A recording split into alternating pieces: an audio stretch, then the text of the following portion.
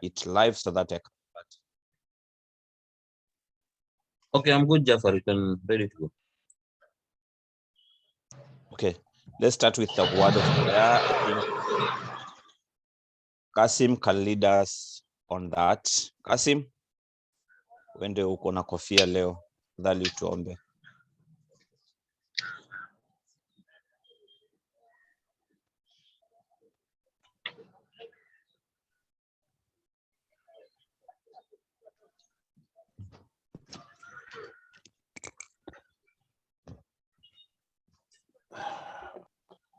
Good morning. Good morning, everyone. Hello. Yes. Good morning. Okay, let us pray. Bismillahirrahmanirrahim. ربنا آتنا في الدنيا حسنة وفي الآخرة حسنة وقنا عذاب النار. اللهم لا سهل إلا ما جعلته سهلا وأنت تجعل الحزن إذا شئت سهلا واجعل أمورنا كلها سهلا وصلى الله على سيدنا محمد وعلى آله وصحبه وسلم. Amen. Amen.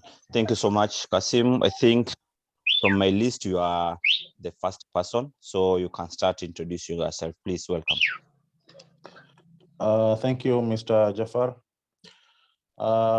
Good morning, viewers and those who have just joined us right now. My name is Mohammed Kasim. I'm the County Youth Coordinator with the County Government of Lamu. My job is basically to coordinate county government activities or programs with our youth here in Lamu. So I just coordinate the empowerment programs. We do sensitizations. We also do civic engagements, capacity buildings, sports for the youth, and various other programs that we partner with our stakeholders and development partners in the county. Thank you. Thank you so much, Mr. Kasim. 005 Nana Madi, introduce yourself.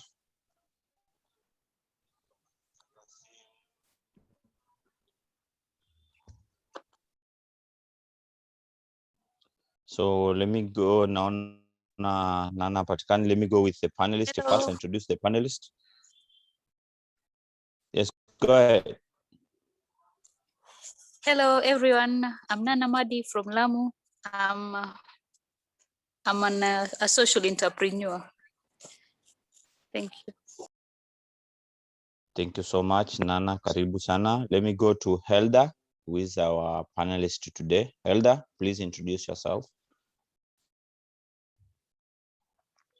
Helda, GBV.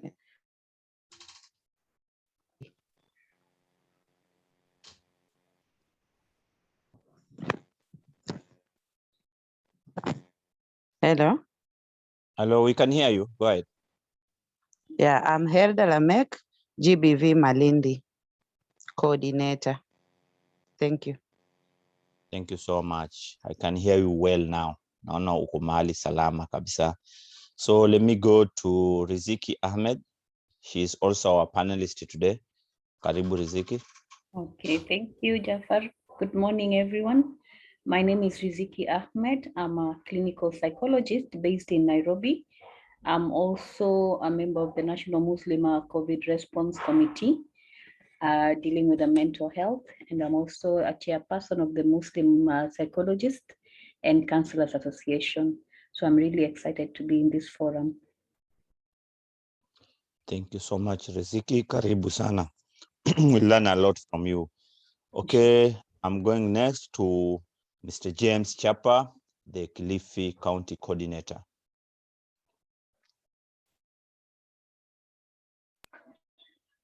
Good morning, everyone. My name is James Chapa.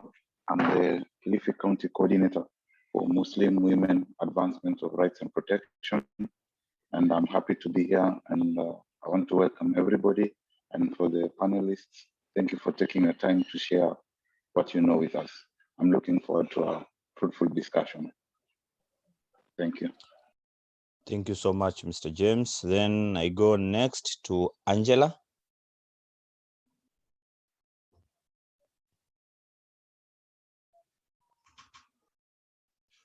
Angela, can you hear me?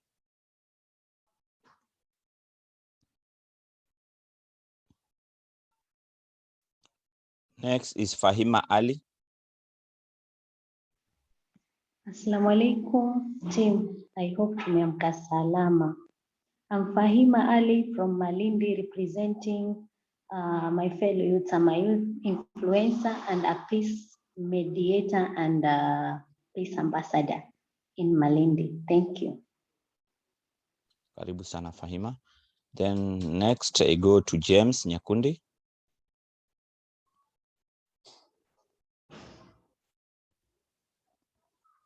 James Nyakundi, can you hear me? Next, let me go to Mahmoud Hambal. Please introduce yourself.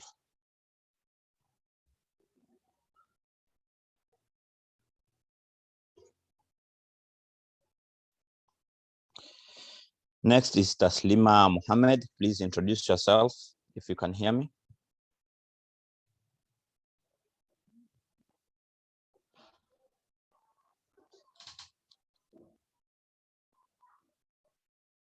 Madam Waweru Jacqueline, please introduce yourself. Karibu, ulifika mapema sana. I appreciate your timings. Thank you so much. Karibu sana.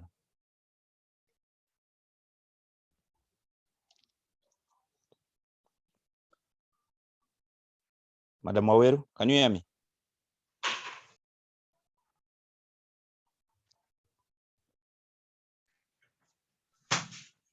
Hello, Hello.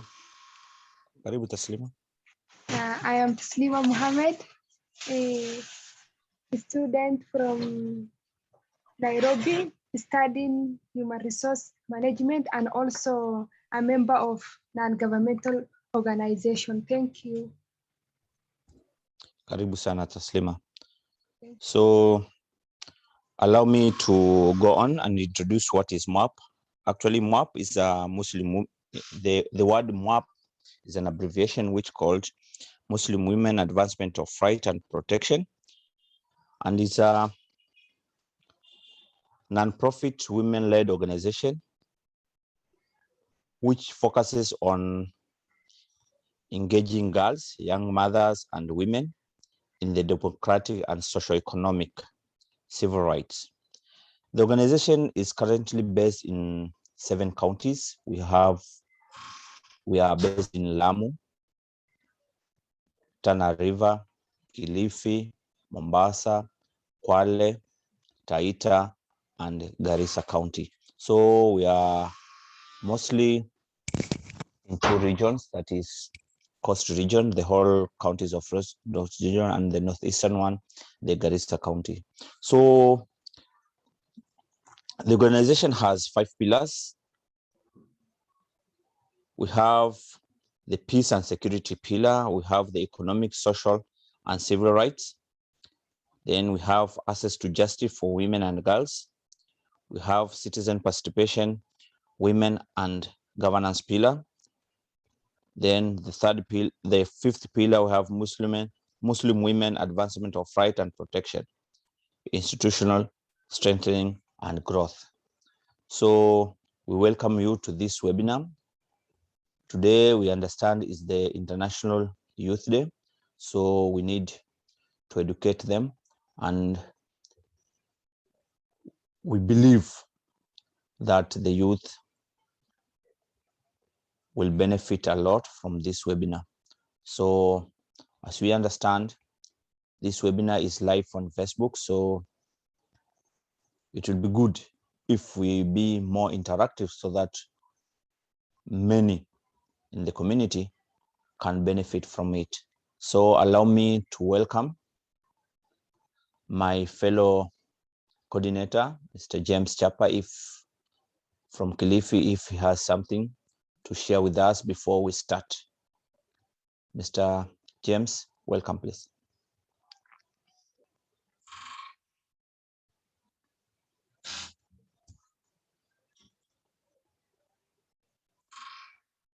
It seems James is not around. So allow me to welcome Madam Helda to start the discussion.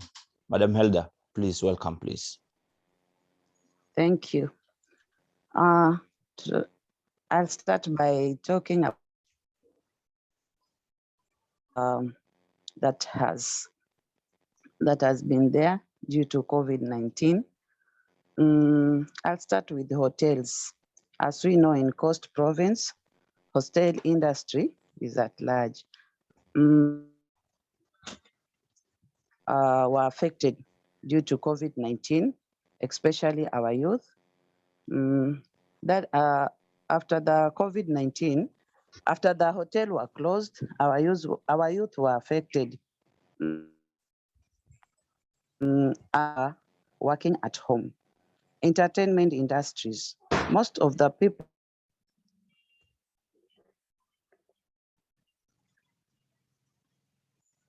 hotels, most of them were affected.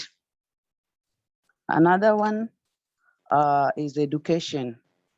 When the polytechnics and university were closed, no studies were, most students end up in drugs because the time that was supposed to be used in class is free from nothing to do, just idle at maskani.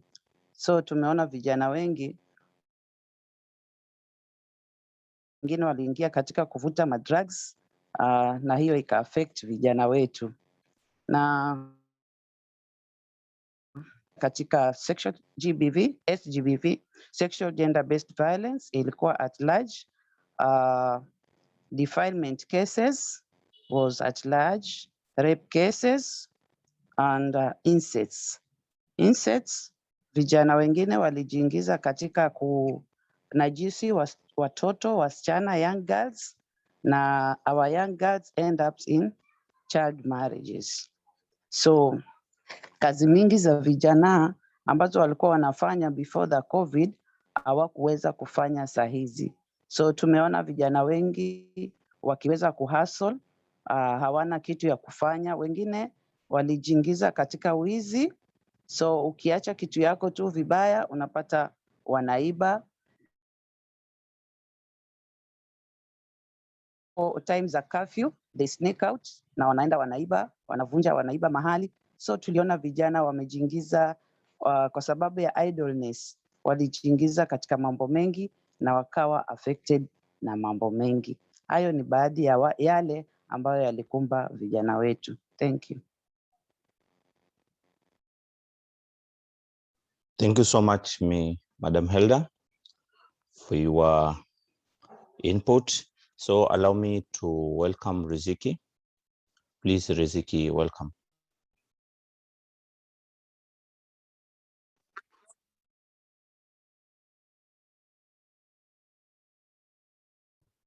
Okay. Good morning again. Good morning. Once again, okay. I was going to look at COVID and the youth from the mental space, and I thought I would look at it from it being a stress and anxiety evoking kind of situation, and what are the responses that maybe we have been noticing with the youth. I think when most of you look at the news, we have been noticing there's a lot of homicides, there's a lot of suicide. The suicide rate has gone very high. So we have noted that with this period, there's a lot of anxiety and a lot of sense of hopelessness, which the youth usually are people who are very hopeful, people who are very imaginative, people who are very energetic. But during this period, it's like all that for them has been curtailed, which is now seen in the new behaviors that we see them manifesting. And that is why it's very important that the mental health is taken a lot into consideration of everyone, and even the youth more during this time. So when we talk about COVID-19 and the challenge, one, it is a global challenge, and we have never had a pandemic in our lifetimes, all of us. So it's a great challenge, and that we never thought any one of us would experience during our lifetimes. So the feelings, the emotions that arise from it, if they're not channeled in the healthy ways, in the right ways, they just increase stress and anxiety. So to name a few of the challenges that the youth have had to face, and even us as a community, would say there's a fear of infection. Everybody walks around with a fear of they getting infected or their loved ones getting sick and hospitalized, having a patient in an isolation ward, or even having a patient in the ICU.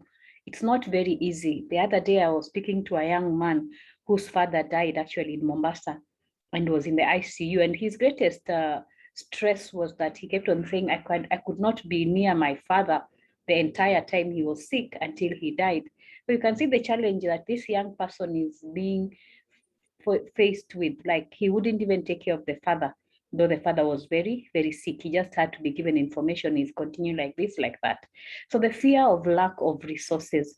We have seen a lot of joblessness, companies winding down, people being scaled down, and especially in Mombasa, where we have the vibrant hotel industry.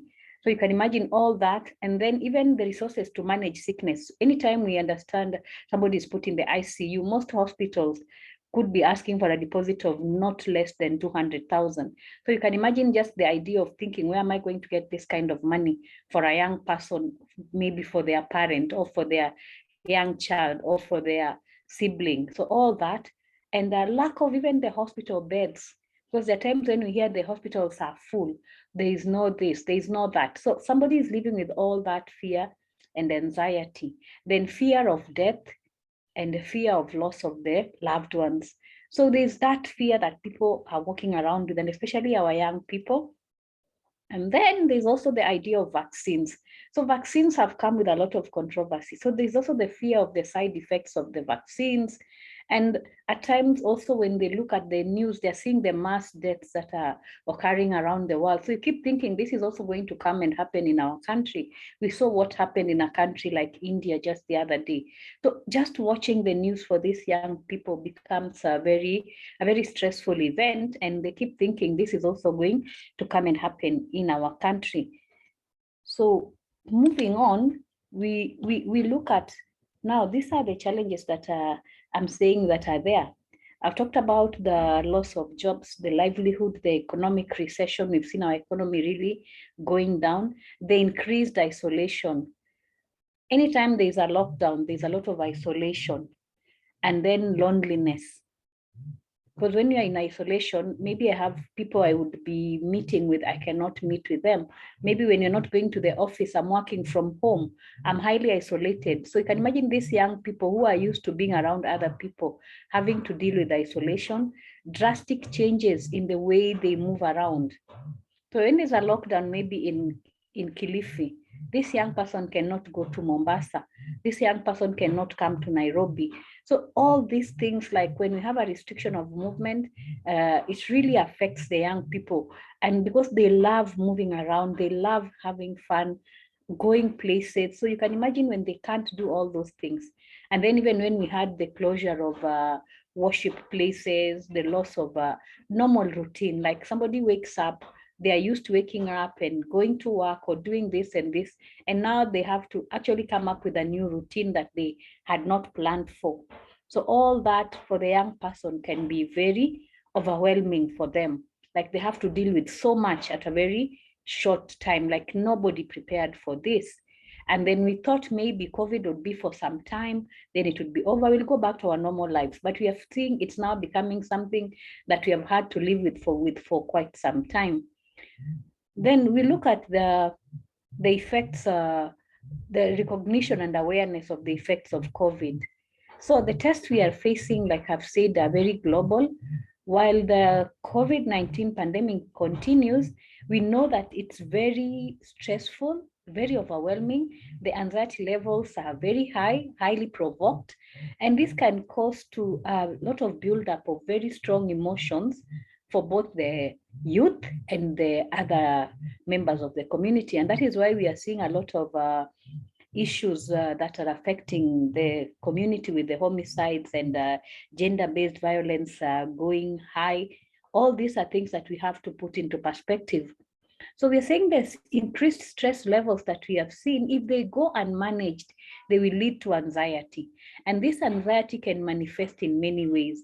And then we need to be able to recognize what are these ways that this anxiety can manifest into. So one, high stress levels which lead to anxiety can manifest as feelings of hopelessness and feeling hopeless. And that is why we see suicide rates, because if I feel hopeless, I don't see the use of living for tomorrow. Intense fear, sadness, and numbness. People are feeling that, especially those who are going through a lot of stress, highly irritable, and at times having anger outbursts, feelings of frustrations and apathy, physical reactions like poor erratic eating habits or lack of appetite, or just not feeling like eating, having headaches, having stomach upsets frequent, and unexplained fatigue, feeling tired the whole time. Somebody just wakes up and the next thing they just want to go back and lie down. They just tell you, I'm just feeling tired or I'm having a headache. And if they already have a chronic condition, an illness, maybe like asthma or diabetes, you find that the symptoms of that chronic illness could also become worse, the worsening of existing chronic conditions, or increase of taking up bad habits, especially using of substance like alcohol. We've seen a lot of alcohol intake going high, things like bang, miraa, muguka, all that you see like there's a lot of it now happening more than before. So we are going to have a big problem with substance abuse. So I'm thinking of what are the tips that we can help these young people to manage their stress and anxiety. So one is at all times we have to look at healthy ways of managing stress and anxiety, because it can really lead to one feeling really bad and hopeless. So we need to help them to avoid them going into depression, getting panic attacks, having suicidal thoughts, using a substance. So the guidelines that have been set by WHO, which helps in reducing COVID-19 rate and flattening the curve, should be actually adhered to. Because when we feel like I'm in control of avoiding COVID, I'm maintaining all this, the things that we've been asked to do, I'm wearing my mask, I'm maintaining my social distance, I'm walking around with my sanitizer, I sanitize frequently, that can actually reduce their stress levels because they feel they are in control. Somebody is able to control. So we need to educate our youth to understand the importance of following these regulations as a coping mechanism to help them feel more in control of what is happening. Two is accepting when they're not feeling okay. And we always say it's okay not to be okay. That if they're not feeling fine, it's okay, and they can actually talk to somebody. So we should have ways and means where the youth can call and talk to somebody who can listen to them, and they would feel at least listened to. And then they can move on from there, maybe to be directed to other ways that they can be helped. Accepting that their emotions are valid and that those whatever they are feeling is normal with what is happening currently. So they should accept that if they are feeling demoralized, they are feeling hopeless with these kinds of situations, that's a normal reaction. So it's not abnormal, and they should actually accept their emotions. Focus on what they can control. Focus on what is within their control. So what is within their control? We cannot say we are going to control the global threat of COVID at the moment. So it is not within our control. But focusing what is within their control is trying to stay away from getting infected. And if they get infected, how can they seek treatment? Channeling energies on creative activities, and also look at shared interests, things they've always wanted to do but never got to do. Maybe even writing a book, or even cooking exotic meals, learning new skills, learning new languages, doing things that they always wanted to do but were not able to do. But now that there's a lot of time, somebody can actually enter into that. And then practicing healthy stress management skills, and to seek help when they need to. So if somebody feels they are no longer able to be on their own, work on their own, they should actually be able to seek help. And this youth should be encouraged to feel that seeking help is not a sense of weakness. Then creating a sustainable self-care routine. And it's very important that whether we are staying at home, not going to work, that people still maintain a routine where their self-care is taken care of and good physical activity, good sleep routines, because people have a tendency during such times to sleep very late and wake up very late. And that really affects them, especially our youth.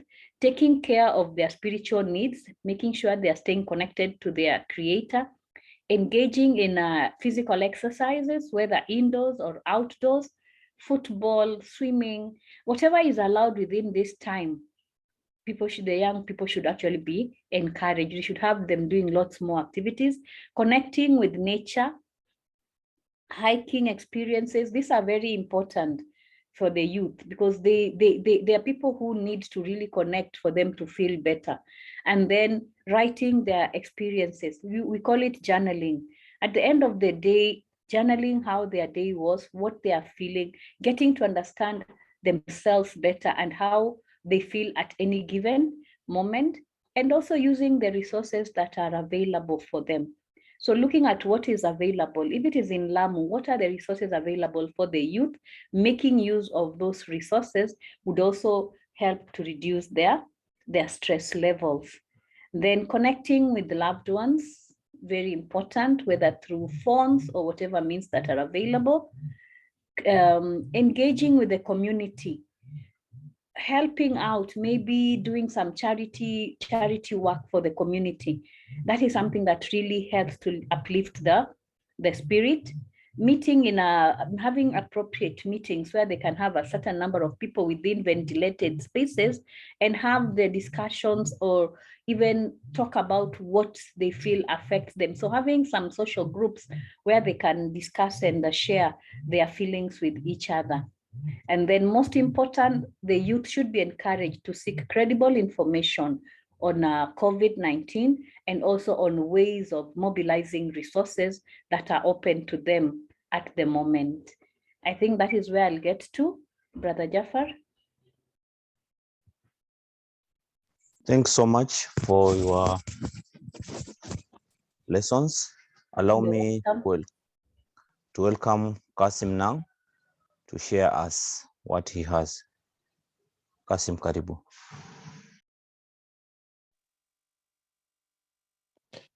Thank you, Mr. Jafar. Good morning again. As I had introduced myself before, my name is Mohammed Kasim. I'm the County Youth Coordinator with the County Government of Lamu. Before I speak on what I have been asked to speak, I would like to at least go back to how this thing started. Similar to what Madam Helda has just spoken about how has COVID affected our youth in the county. Firstly, a lot of our sectors or other industries were affected, both in the transport and maritime sector, and on the fishing side, most of our youth lost jobs. The young fisher folks.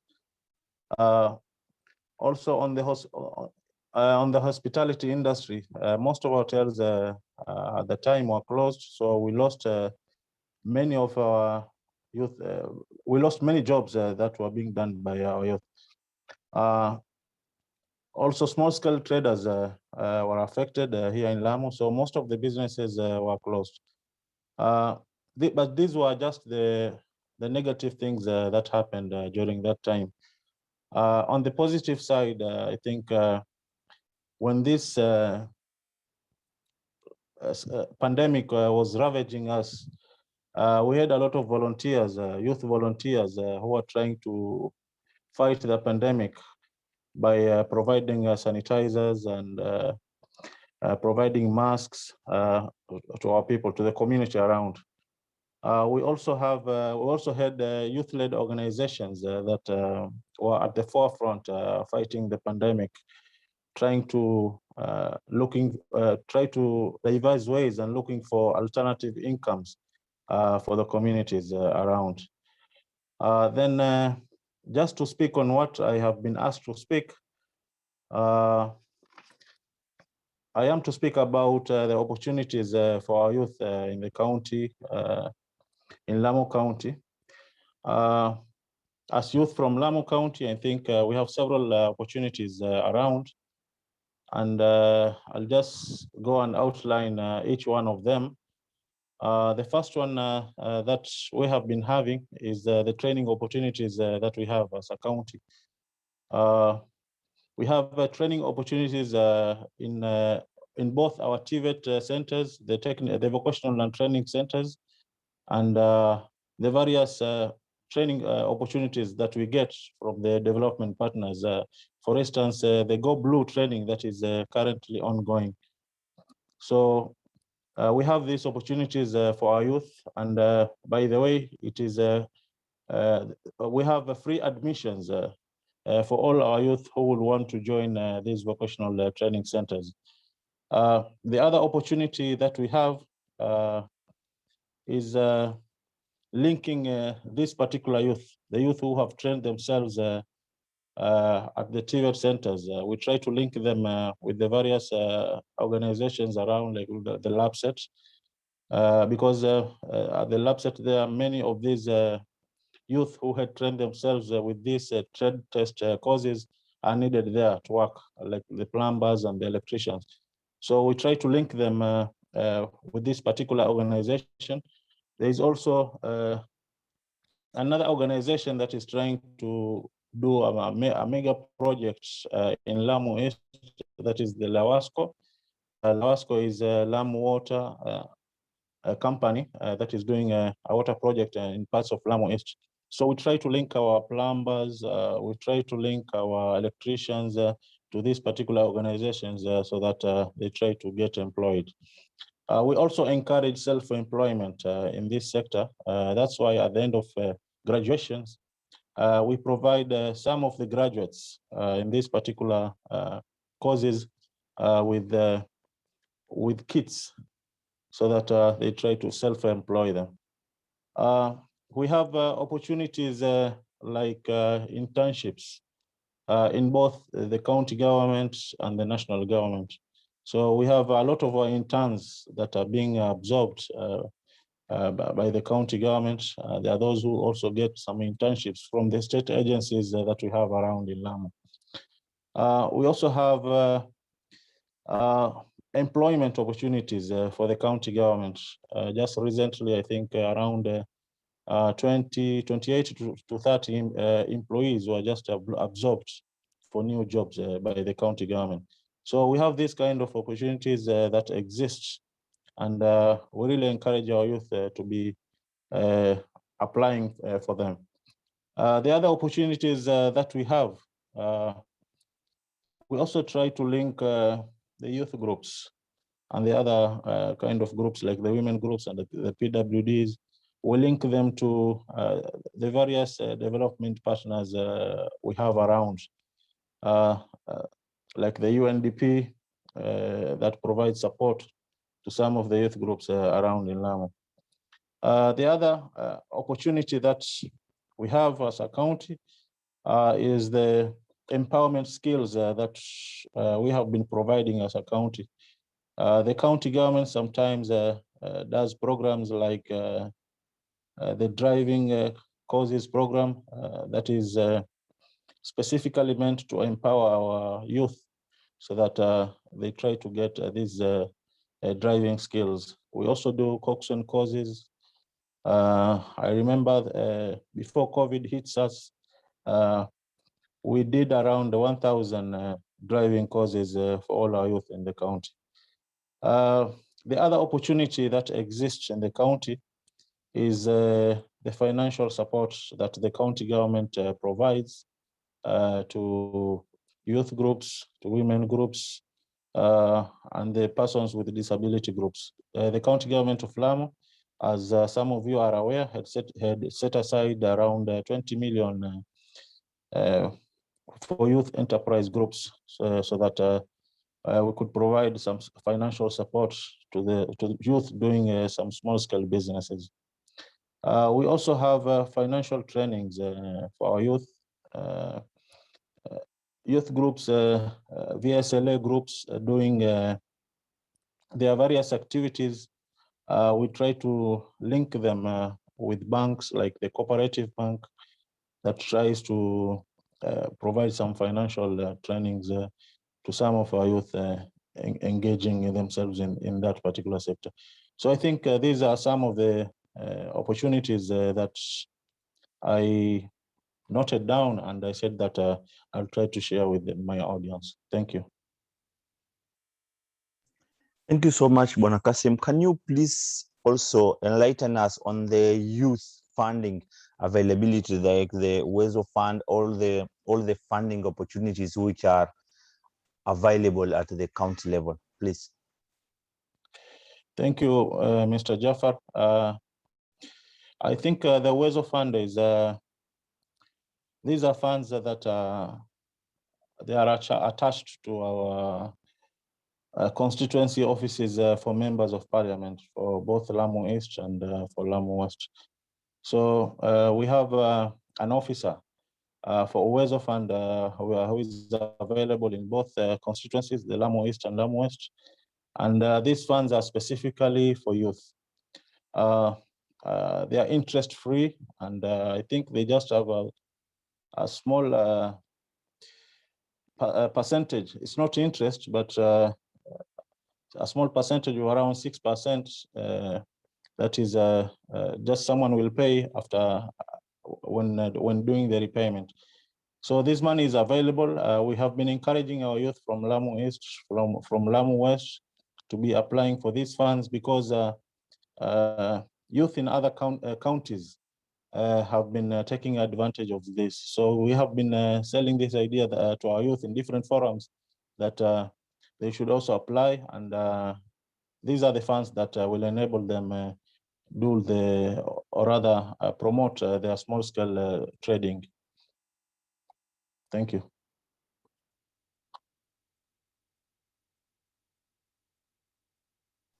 Thank you so much, Bwana Kasim, for that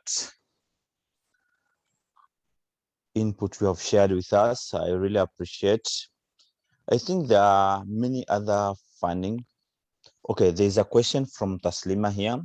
Advice to the youth who want to that a side hustle but does not have resources to start with, that is money. Can you respond to that? Have you seen that question on the chat, Mr. Kasim? Yes. For the youth who have no resources or particularly capital to start their businesses, we have set aside some of the funds, as I said, around 20 million, which are to be disbursed to our youth in the county. So I think for those who have no resources, those who have no capital, can utilize these funds so that they try to start their businesses. We have also been encouraging our youth to get some support, financial support from, you can start your small businesses through donations from friends, from families, relatives.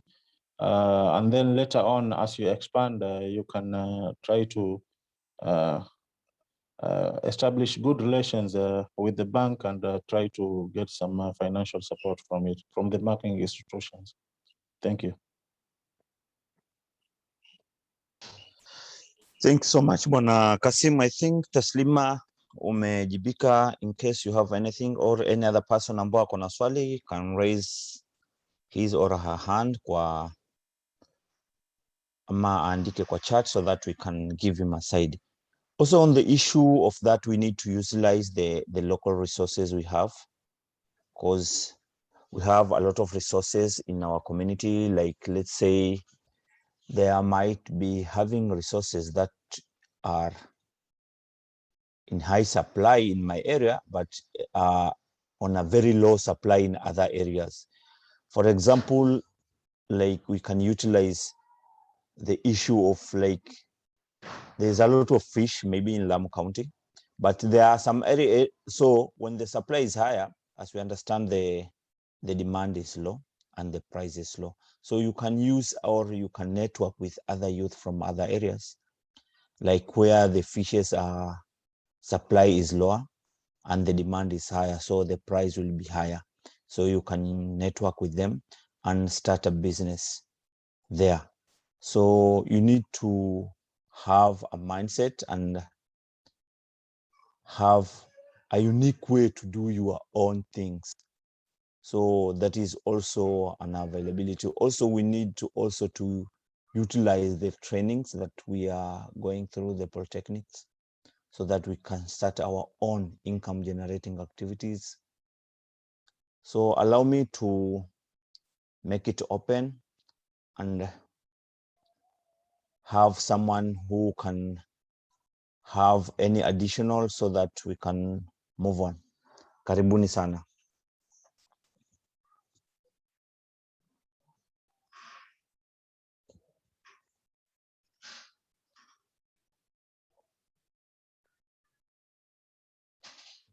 This is a safe space and an open space for anyone who has a question to ask, or how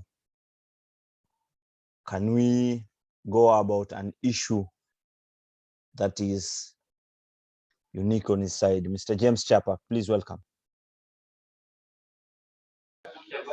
Thank you very much, Jafar, and for the panelists for their contributions. Since you're talking issues concerning mental health also affecting women, one of the barriers is that young people feel shy, or Africans who don't have the culture of sharing what you're going through with other people, probably because of the cultural aspect, or for fear that somebody might share the information that you're giving them with other people. So are there probably some toll-free numbers, probably the counselors who are here, or the mental health experts? Are there some toll-free numbers that somebody can call and get counseling services?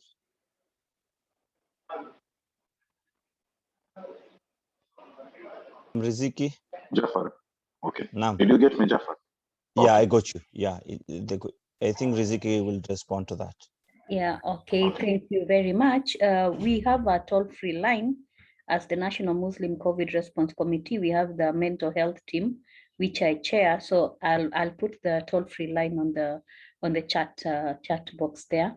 And then we still need to encourage our youth to be able to open out, and we need to reduce the stigma on mental health by talking a lot more about our mental health issues openly. Thank you so much, Riziki. Another question on your side is also, let me ask, is there any strategies you have so that you can collaborate with the county offices, so that you can reach out on these children, on these youth who have those challenges on the issue of mental on your side, or how do you operate? Please. Okay. Currently, I operate as a private entity, but I've been doing a lot of work with many NGOs, especially on the mental health space, where we do hold workshops with the youth, with parents, with the community. So we've been doing a lot of talks just to try and enlighten the community on mental health, so that we can try and reduce the stigma. The stigma is quite high. And I think anybody thinking mental health thinks huyu mtu hayuko sawa. And that is not actually the truth, because each one of us at any particular time will go through something, but our resilience, or maybe the experiences we've had before, can affect how we respond to whatever we are going through. So each one of us should actually be free to seek counseling once in a while when we feel we need to. So we need to open the space. So that's why we do a lot of discussions with the community to try and just bring that enlightenment. So we would be willing to engage a lot with the county governments to talk about this.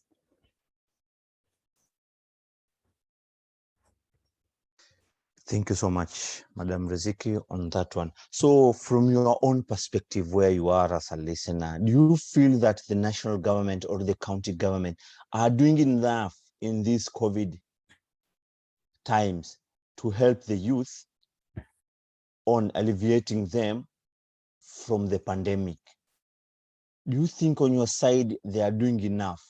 Please come forward and share your experience or share your views on that side. Please welcome.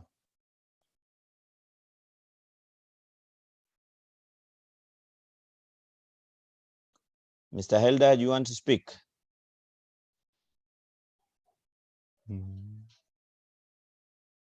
With toll number, I have toll number, but I will put it on the chat.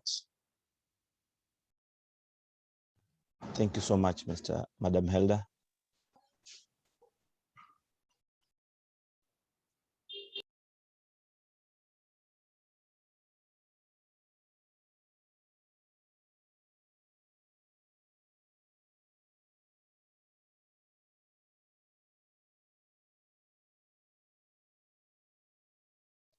Any input from another side?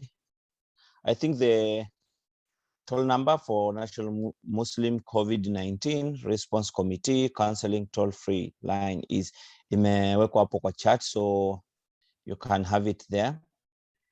I think anybody can take it so that you can be helped on that. You never know. You might ignore it, but the next time is that you'll see that your neighbor or your partner or your friend needs it. So it's good to have it.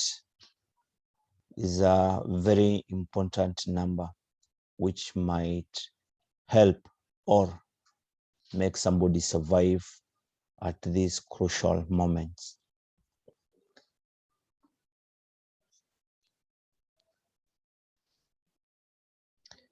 So for legal support, counseling, and referrals, there is also a toll number which has been shared by Helder on the chat box. So you can also have it. It's a very important one. You know, the issue of COVID or the mental health should not be taken lightly, because most of families have really been affected, So you need to take it serious at this juncture time so that we can see how we can help ourselves. So any other person who wants to contribute or share his or her input on this pandemic, allow me to take 3 minutes break, then we get back. Please, let's be here. So Fahima, before we go for a break, allow me to welcome Fahima, who wanted to speak, so that we can have that 2 to 3 minutes break before we come back again. Fahima, please go ahead. Assalamu alaikum. Wa alaikum salam, we can hear you. Okay, thank you. I want to contribute on behalf of my fellow youths in Malindi. As you can see, the COVID-19 has really affected the youth section, especially in terms of insecurity. Security hakuna kabisa. Unaangalia due to idleness ama lack of unemployment, imefanya some of the youth outside there wameanza kujoin magenge ambao kazi zao ni kuiba masimu wakati wa mchana na usiku. When it comes to mambo na kuiba, namaanisha they use force, like wanashika visu, wanatembea na mapanga na ni wavulana wadogo age to 25 to 30 years hapo. Wanakuibia bila ya huruma. And cases zimefika polisi kiasi cha kwamba mpaka polisi sahi wameamua kuwa they have to take like polisi wa kutoka Mombasa maybe wakija hapa ndo wanaweza saidia hii section, cause wajua pia sisi wazazi wetu wanachangia. Mtoto akona hatia ya simu kuiba, akipelekwa polisi, mzazi anakuja analia, kama ni dhahabu, ni pesa, anahonga, mtoto anaachiliwa. Mtoto akiachiliwa, it's not the end of the road. Mtoto badala ya kuwa alikuwa anaiba simu mchana, sasa ameongeza routine from afternoon to night hours. Yani yeye inakuwa hiyo kazi yake ameshift. ameongeza extra hours kama wenyewe wanavyosema overtime. Unaona, so in terms of security, naona maeneo yetu mengi haswa mitaani visa vya wizi wa simu vimekithiri sana sana sana. Zungumza na simu vizuri, anakunyakulia simu, anairusha kipasi mpaka ukipiga kelele hakuna venye utasaidika, kiasi cha kwamba hata yule mtu anaweza kumkimbiza yule mvulana aliochukua simu, akifika katikati anamtolea panga. Kuna cases pia, mmoja aliwahi kukatwa mkono hapo siku za nyuma kama 2 months ago. So COVID-19 ime-affect sana upande wa ajira. Vijana wameanza kujiunga katika magenge kwa sababu ya ajira. Kama zamani tulivyoona, tulikuwa tukiona mahoteli mingi yalikuwa kwa wazi kulingana na job opportunities pia zilikuwa zinapatikana, hata kama ni kufagia, ni kuserve chai. Lakini sasa hii during this curfew, mahoteli mingi Malindi yameonekana kufungwa, so pia job opportunities hakuna. Unaona wavulana wadogo wadogo wanajiunga katika magenge, mtu anachukua simu, smartphone, amekuibia wewe, anaenda kuuza 500. What for? Ile 500 inamsaidia yeye apate mogoka na sigara ama na bangi, akae maskani achwenge, and that life goes on. So tunaona we really need to engage our fellow youths. We really need to mentor them. We really need to counsel them. Lakini how? Support tunapata wapi? Ukiangalia sawa, tunaweza ita wavulana ama tunaweza ita mayouths katika maskani and talk to them, lakini sasa mtu ukimwita anakuambia wewe utatupatia nini, wakati sisi wenyewe COVID-19 imekuja ikatu affect. Kama wewe kijana mwenzetu tunaweza tupatia nini? Unaona, inafika wakati mambo na disrespect pia inatokea, threats zinatokea, kunyanyaswa. Saa nyingine unaweza kupita mahali pia ukaanza kurushwa maneno. So COVID-19 ime-affect sana sekta ya ajira na pia sekta ya usalama. So we really need to focus on that kind of issues. Thank you, Mr. Jafar. Thank you so much, Madam Fahima. We really appreciate your input. You have really touched on many sectors. Actually, among the notable one is about the issue of securities, the issue of parents. So the question is posed.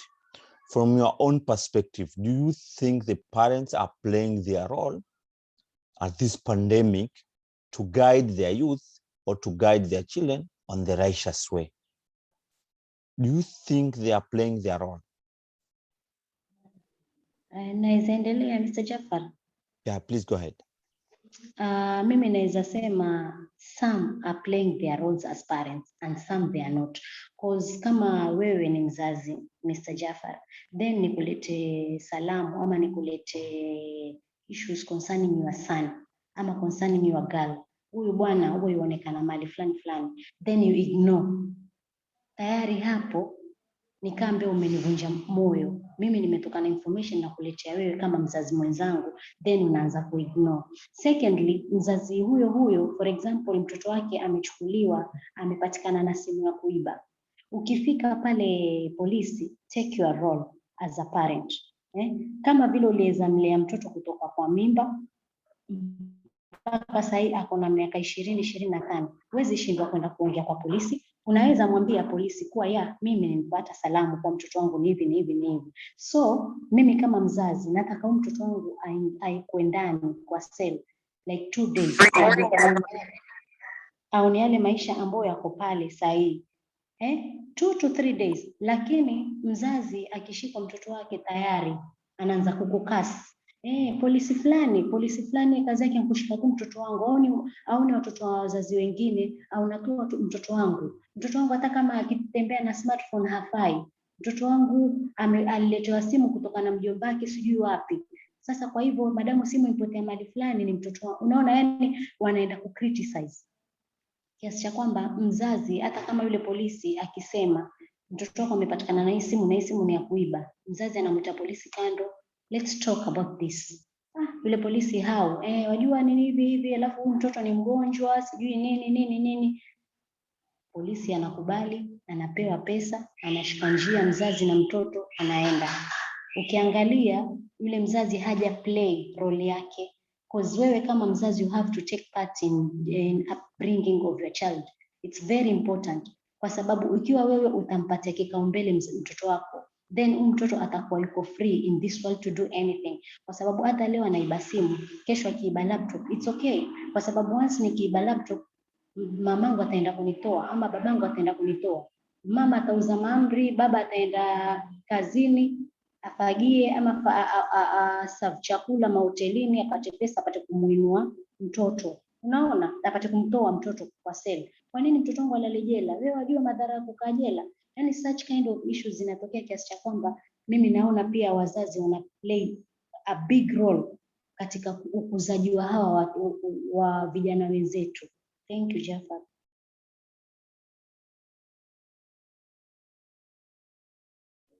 So thank you so much. I'm seeing a chat from Helda which say nyumba nyingi ziko na domestic violence daily. Separation and divorce are at rise.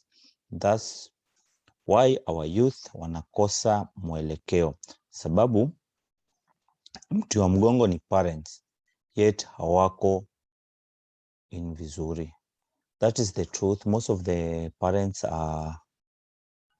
families which parents have separated, you will see, I'm not saying all families, but most of them, I can say most of them, from the researches we do on the issue of VE, you will see that most of the challenges that comes in are from the separated parents. So we need to be very alert on that and see how we can help our children and know how your children's behavior on that angle, so that we can be able to assist, not always on the defending side like Fahima shared.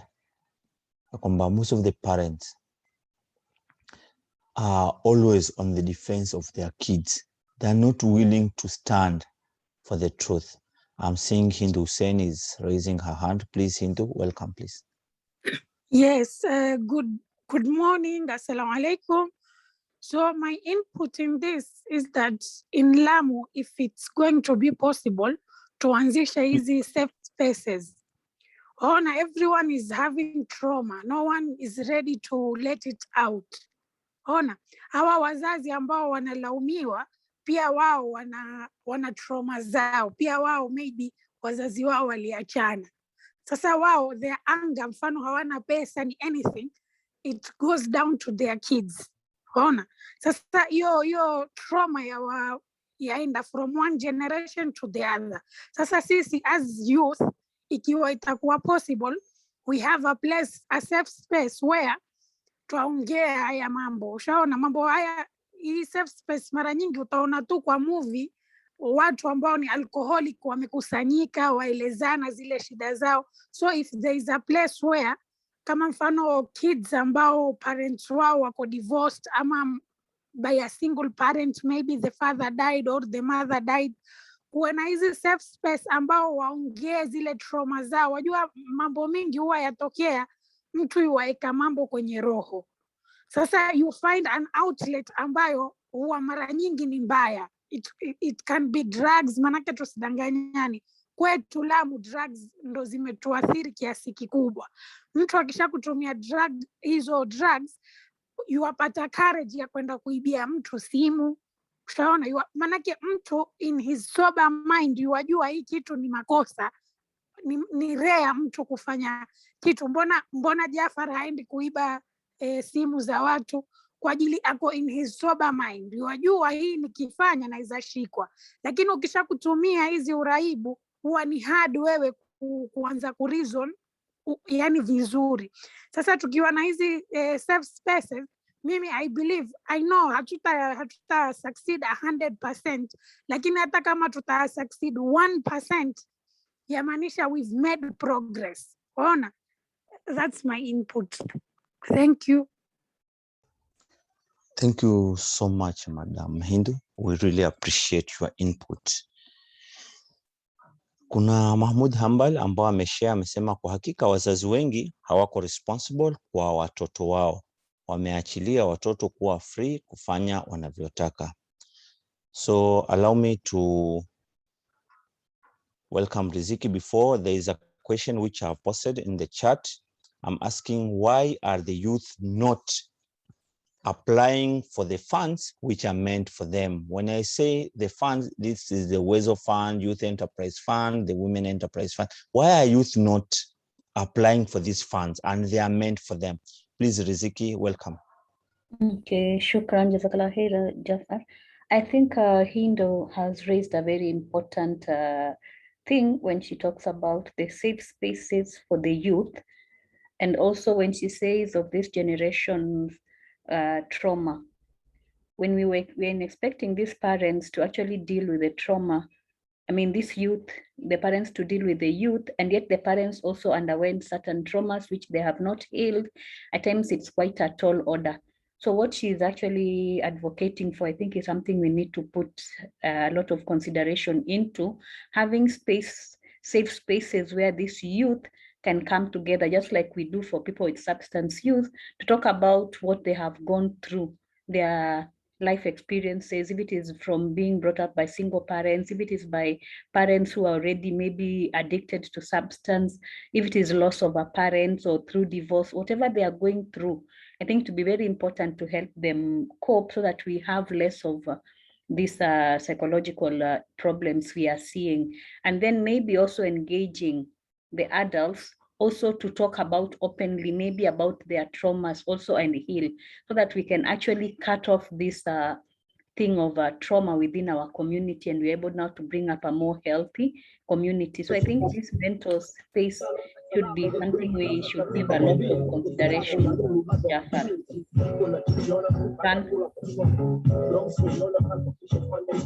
Umazi. Yes. Umazi, mute. Admin, at least you can help us on that. Admin, please. Admin, mute Umazi. Okay, Jafar, I'm done saying. I've just explained what I was saying.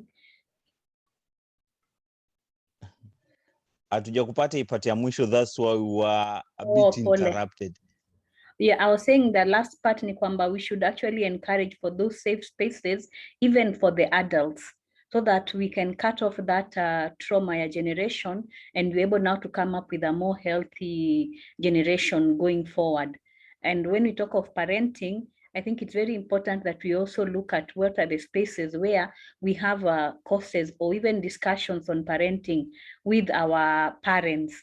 You'll find that most parents hide away when their children have problems because they don't know how to deal with it. And there's the element of stigma and shame.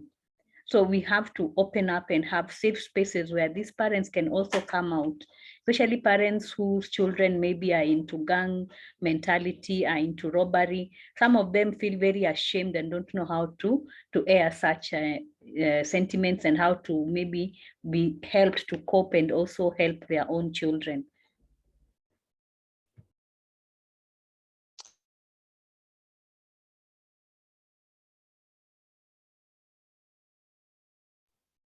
Hello, Jafar. I can hear you, Riziki. We really appreciate your input. So there's a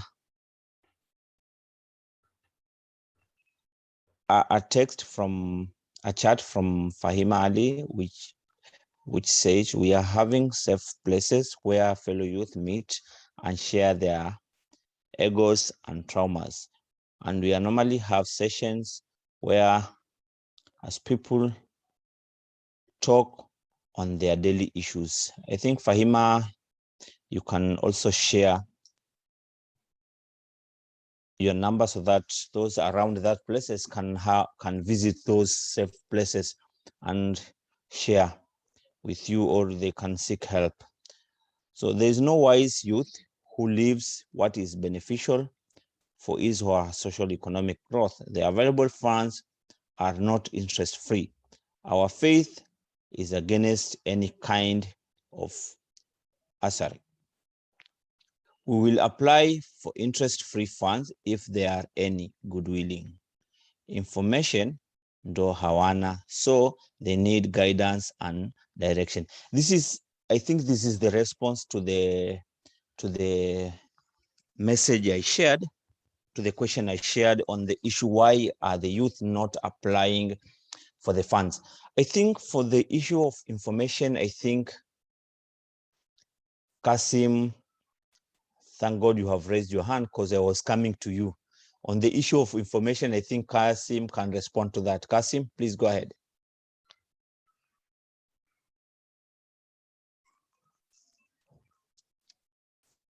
Kasim. Thank you, Mr. Jafar. I think to respond to what has been asked about the issue of reluctancy for applications for these funds, I think there are a lot of challenges with our youth. We have the challenge of, I can't say lack of sensitization or information. Maybe I may say inadequate information that is available with our youth. Some of our youth still don't know that these funds are available and they are set aside by the national government and the county government specifically for them. So there is that lack of, there's that inadequate information with our youth. We have been trying as a county to do some sensitization forums, trying to sensitize our youth on these funds, but still this is it's a work on progress. We still have to be doing the sensitization and awareness every now and then, each year. That's why you have such like programs every financial year. The other challenge that may be facing our youth is the lack of ideas or on what to do with these funds. You know, you can have funds that you can be given to start a business or any other project, but some of our youth have no idea on what to do with these funds. What can I do with these funds after borrowing them? So there's also inadequate information on that side. There's also that challenge of discouragement between the youth, that if you take these particular funds, then you start repayments. It's like you're not going to do well with your businesses. So those are the kind of fears, the kind of discouragements that have been going on with our youth. Thank you. There's also this issue of interest, Mr. Kasim, which has been raised. Please, can you respond to that the funds are not interest free? And I heard that you from your saying that you said that these funds, like the Uwezo funds, are interest free. Is only that the office or the registration fees which is required. Can you respond to that? Because there is somebody which has raised that issue, saying that these funds are not interest free. Okay, I think we have two forms of funds, or two kinds of funds. We have the Youth Enterprise Funds and the Uwezo funds. As I said earlier, Uwezo fund is the one which is attached to our constituency offices, the one for members of parliament. The Youth Enterprise Fund, Enterprise Fund is a state agency that has these funds and it manages it. So there's a youth enterprise officer in every county, and we have Uwezo officers in every constituency. As for the nature of borrowing and being given these funds, what I know is that the Uwezo fund has no interest. What it has is I don't know what they call it, if it is the registration fee or what, but around 6%. of that money is registration. So when you apply for like 100,000, 6% of it, that could be 6,000. So you just pay 106,000. There is no other interest that is being charged on top of that. So you'll just have to repay that within the time frame that you have been allowed to pay. As for the Youth Enterprise Fund, I think this is the kind of fund that has some interest. And so it is very challenging for some of our youth who are Muslims, because Muslims are not allowed to take the interest, the riba. So it's a bit challenging, but for those who are not of Muslim faith, they have been taking these funds and they have been utilizing them. Thank you. Thank you so much, Kasim. I remember on the times of Aga Khan, which was in Lamu, you were going through on these issues. Let me ask you this. Do these offices actually have funds to go for community sensitization on at the village level? Kasim, if you have any information concerning that. As for Aga Khan, I think we did that program in 2019. You know, I wrote a letter to the Aga Khan Foundation, the Lamu chapter. And at that time, it was Mr. Kaviha who was heading that institution. So they responded positively. And during the time, Madam Amina was there. And she called me saying that we need to arrange this program so that we could go to Lamu East. The program was focused on Lamu East so that they could do sensitizations to our youth. So we partnered with them. I remember we had 3 officers from the county government and the staff from the Aga Khan Foundation. We went round to Lamu East constituency and we did sensitization and awareness. So some of these organizations, yes, have funds for sensitization, for awareness on these particular programs. So there is Aga Khan Foundation, there is Search for Common Ground, which I'm trying to approach so that we could do a similar program. Because as I said, sensitization and awareness is work in progress. It's something that we should be doing every now and then. There are other organizations that have been carrying out this particular program on their own, like the Lamu Youth Alliance. They also have been doing the sensitization, though on a smaller scale. The Kiunga Youth Bunge also did one in early 2020, I think, and they did it at Faza. So they try to target some youth groups and women groups who got converged at one location, and this program was administered on them. So we have some of the organizations here in Lamu who have some of the funds allocations for this kind of programs. Thank you. Thank you so much, Mr. Kasim, for that one. I think we can, that is in Lamu. Can we get someone from Kilifi to tell us, if James Chapa or Fahima or another person to tell us, what's the situation in Kilifi County? Are those challenges still there, that the funds are there, but the youth are not applying for them because of the interest or any other challenges? What's the situation in Kilifi County?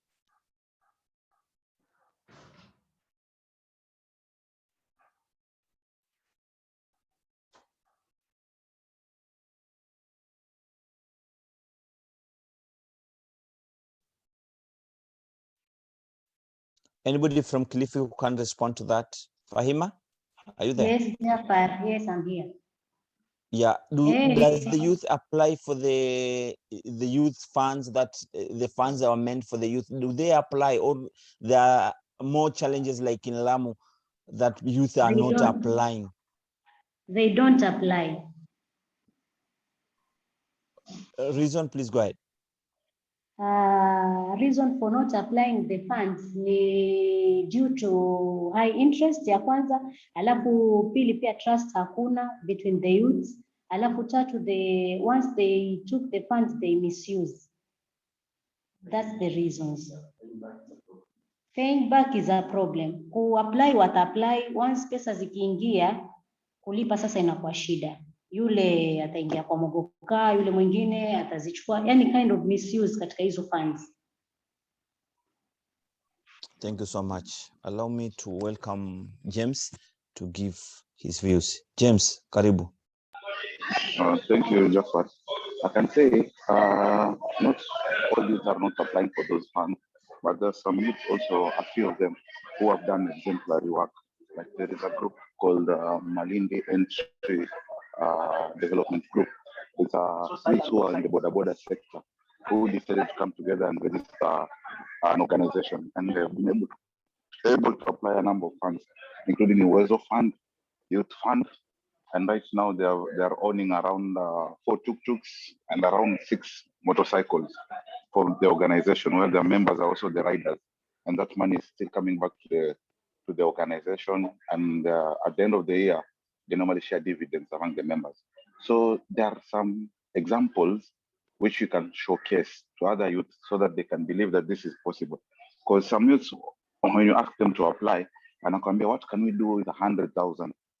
15 of us or the 10 of us, but there are others who use that 100,000 to buy one motorcycle, and then through hard work, through kudinyima sacrifices, through determination, they're able, after 2 or 3 years, unaweza kuona their progress in such groups. Lakini vijana wetu, I think they're used to being spoon-fed, so that wakipata 100,000, if there are 10 of them, let's divide the money amongst ourselves. Kila mtu 10,000, you go decide the business you're going to operate. At the end of the day, hiyo pesa wanaenda wakitumia kwa leisure. They spend it on drugs, they spend it on buying clothes, having fun. Ikifika wakati wa kulipa loan, the officer in charge gets a very hard time to even locate the group. Akipigia chairman, anaambia group ilikufa, it's no longer in existence. So unless you change that mentality, kama young people, you have to work hard. I believe the senior members who are in this Zoom call, they worked hard kufika pale ambapo wamekuwa, lakini hiyo get rich quick mentality among young people, you have to remove it so that they can be able to benefit from these funds. I think that's my input for now. Thanks so much. That's hivyo ndio hali halisi ambazo ziko Kilifi County. We really appreciate on that, to have that one. Hilda is saying that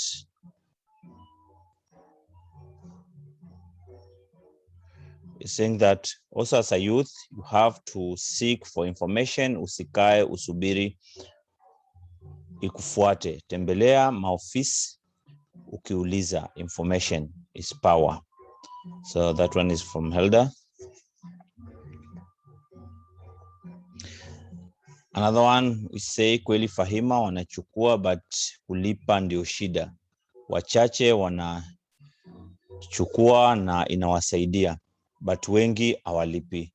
So we have only minutes from our session. Allow me, unless there is any other question from the panelist or any other input from the panelist or other viewers and listeners, allow me to welcome Mr. James Chapa to pay closing remarks so that we can end this meeting. Any input from the other side, from the panelists?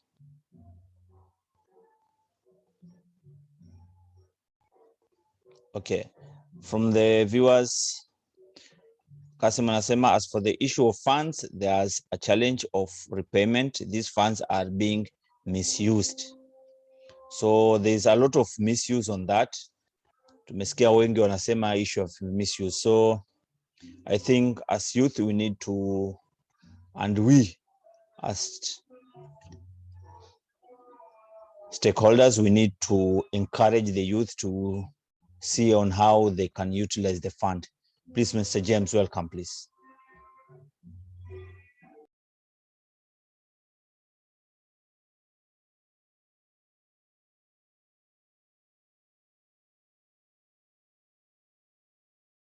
Mr. James, unmute. Unaongea ukiwa mute. Oh, thank you. Thank you very much, Jafar, for moderating this session. I was saying probably can get the parting shots from the panelists, like a minute each, so that they can give their last remarks before we close the meeting. So probably can start with Helda, then we go to the other panelists, 1 minute each, and then we have the closing remarks. So welcome, Helda.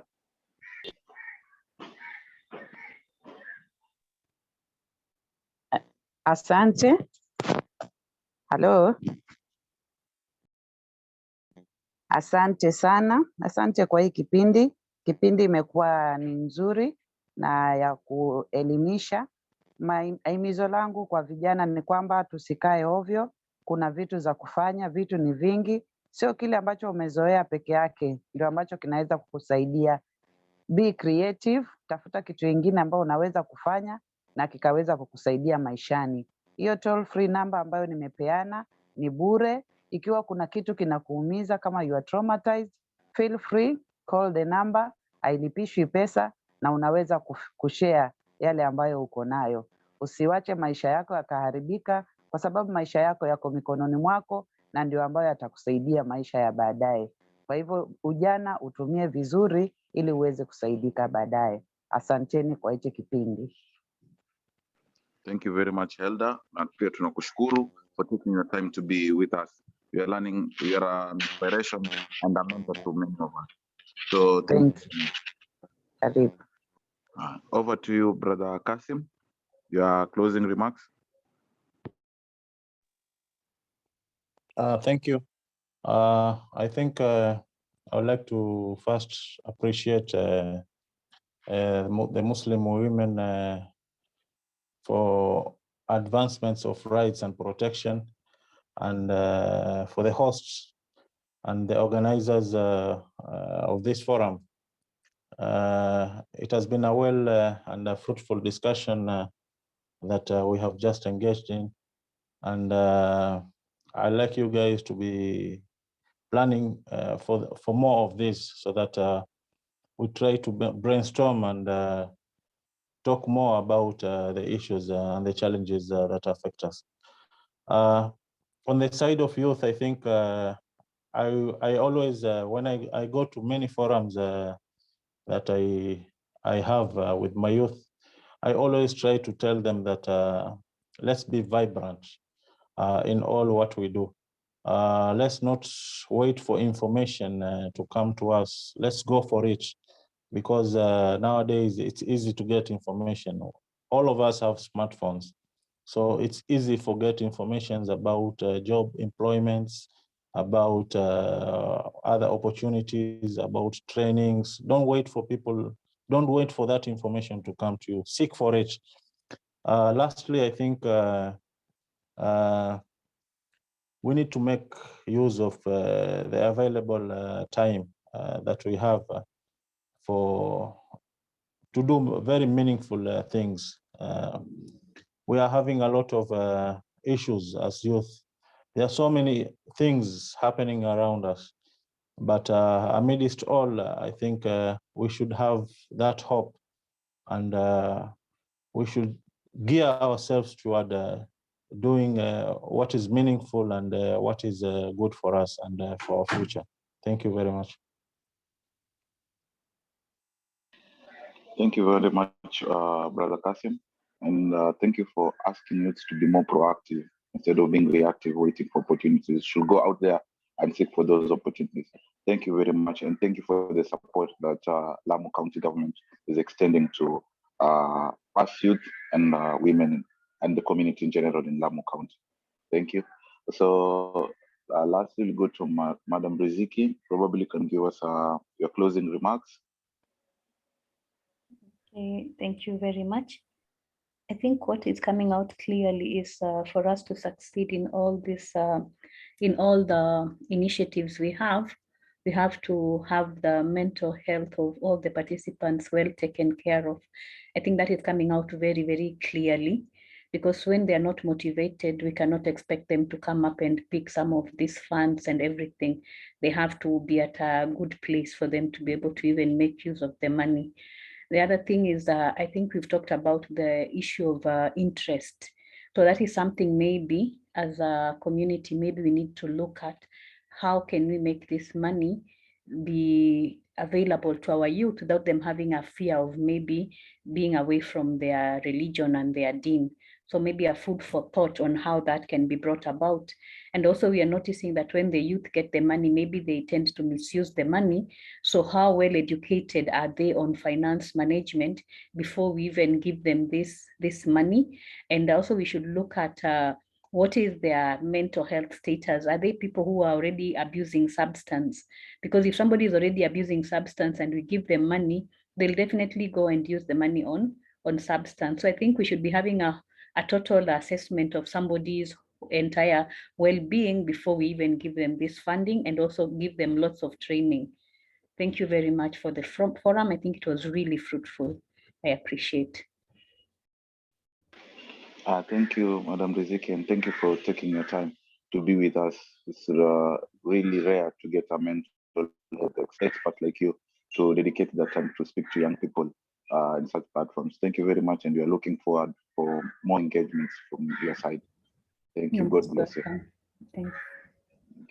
To all the participants and to the chairman of Muslim Women Advancement of Rights and Protection, Mr. Jafar Masood, thank you very much for being a good moderator for this session today and for the other webinars that we have attended over the week.